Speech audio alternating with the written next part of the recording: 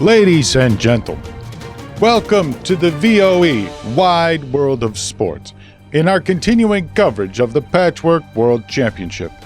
Of course, as you know, John, Patchwork is a board game released by Lookout and Mayfair Games and designed by Uwe Rosenberg, in which two players assemble the pieces of a quilt represented by different orthogonally shaped playing pieces similar to the popular Tetris video games.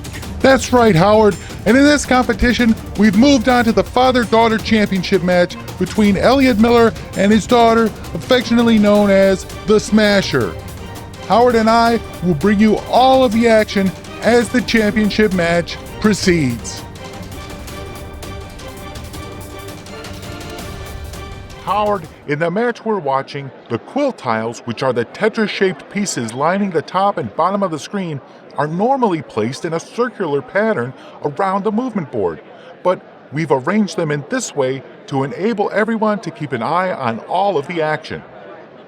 As you know, John, the goal of each game is to collect the most buttons before your player token reaches the end of the movement track, which is also the board in the center of your screen. Each player also has their own quilt board, and they will use their buttons to purchase one of the 3 quilt pieces of their choice located next to the oversized wooden meeple in a clockwise direction. You know what's unique about those quilt pieces, Howard, is that each one has a cost listed on them in the number of buttons, and they also specify the number of spaces you have to move your player piece when you're done placing the quilt onto your board. That isn't their only option, though, John. If they don't wish to spend their buttons or can't afford any of the 3 pieces available, then they can instead move their player movement token to the spot just ahead of the other player, collecting 1 button for each space they move. This is a good strategic option in some cases, Howard, and sometimes it's your only option. What everyone needs to remember is that it's always the player who is behind on the movement track's turn, even if they take 2 or more turns in a row. And if the players are on the same spot, the players whose token is on top goes first. What I'm wondering, John, is which of our 2 great competitors will get the special 7x7 bonus tile. You know, the one that is awarded to the player who's the first to fill up a 7x7 grid on their board? Good question, Howard. Only time will tell.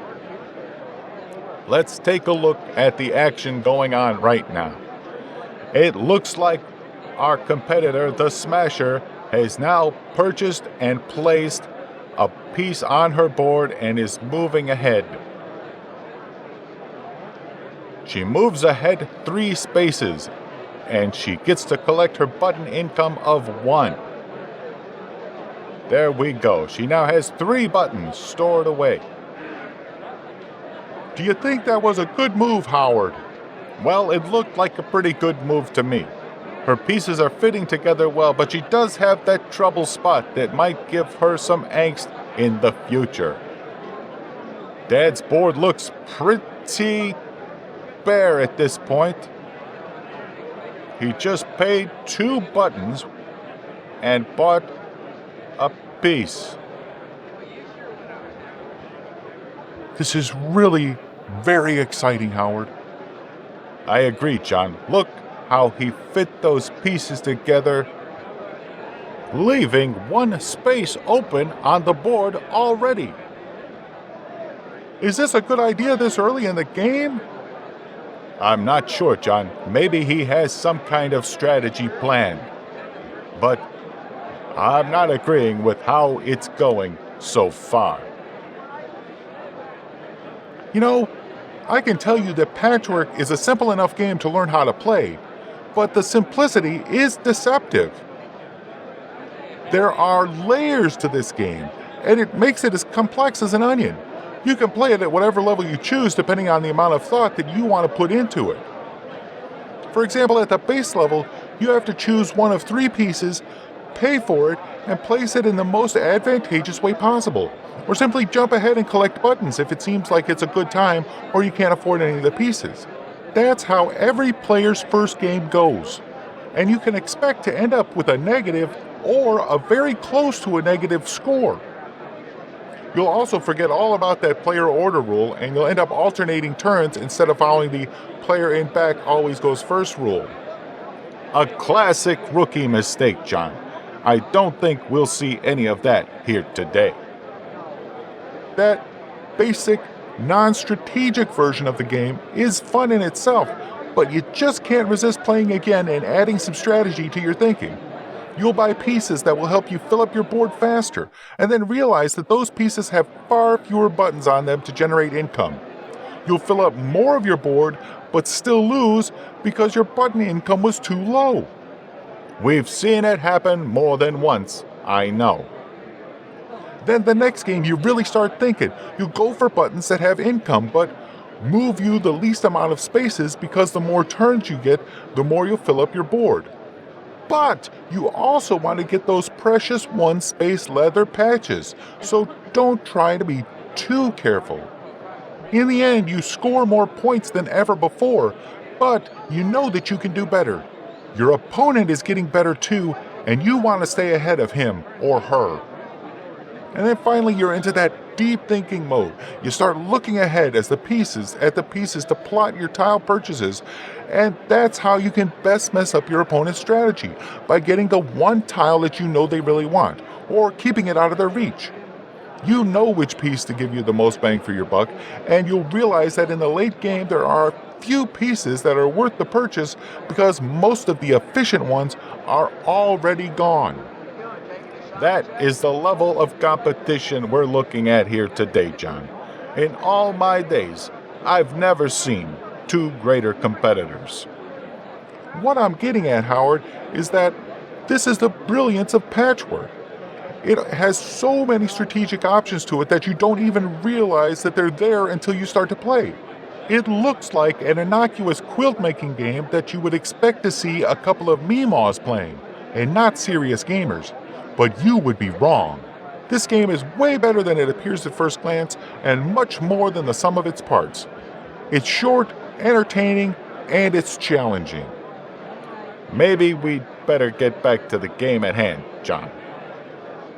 Howard, I think this is a good time to break away for a station break until we come back to the final few moments of this game already in progress. Sounds like a great idea, John.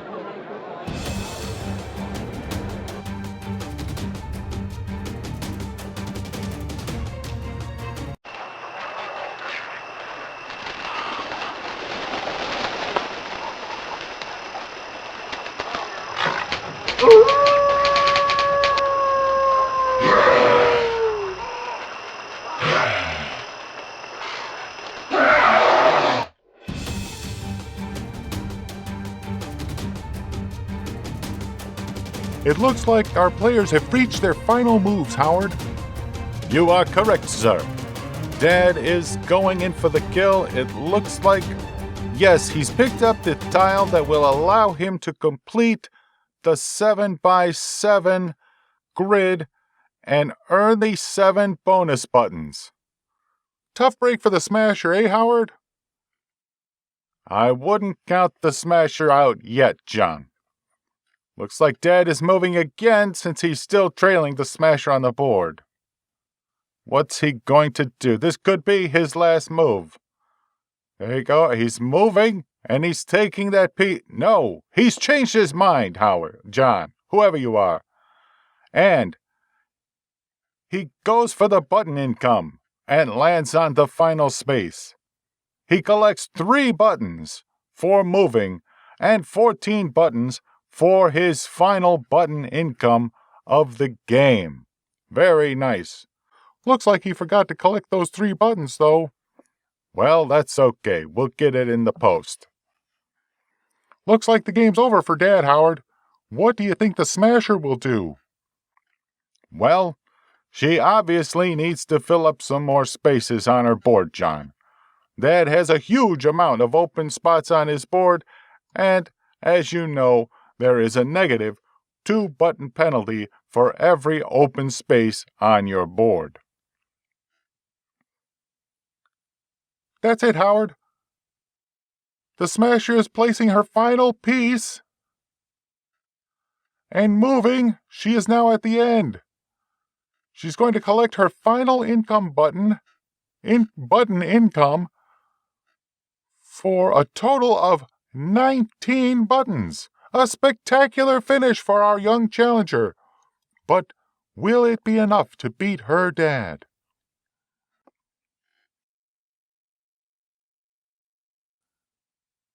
There she goes. She's collecting her final income.